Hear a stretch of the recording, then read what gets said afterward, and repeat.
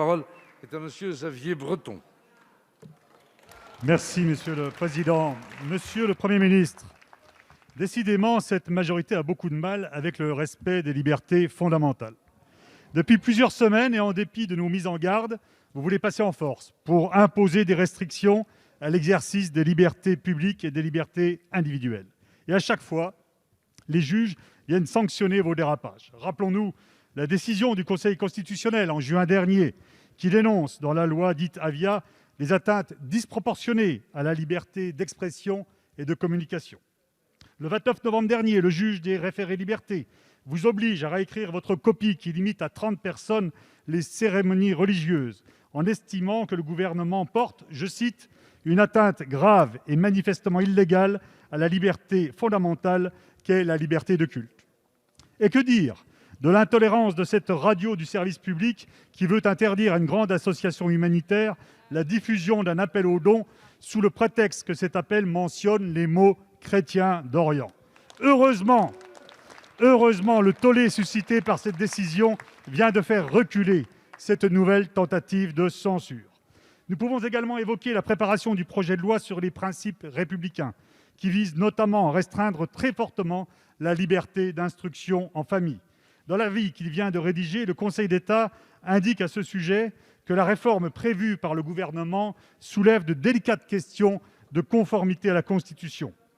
Le Conseil d'État ajoute que la limitation de la liberté des parents n'est appuyée dans l'étude d'impact par aucun élément fiable ni documenté, ce qui montre bien le parti pris de cette mesure idéologique. Alors, Monsieur le Premier ministre, quand allez-vous cesser de vous en prendre à nos libertés fondamentales ?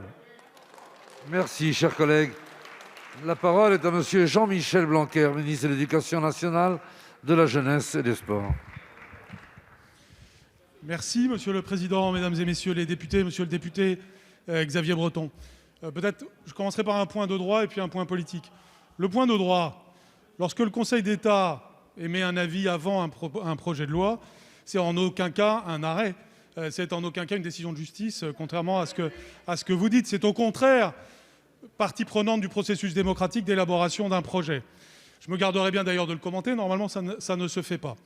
Mais par contre, ce qui est intéressant, c'est que justement, le Conseil d'État nous aide à rédiger un projet qui vise quelque chose, et là on arrive au point politique, que vous dites combattre habituellement.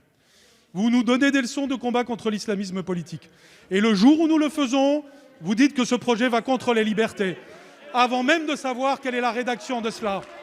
Comme si votre parti pris, c'était de toutes les façons d'attaquer le gouvernement, quoi qu'il fasse, même quand il va dans le sens que soi-disant vous réclamez.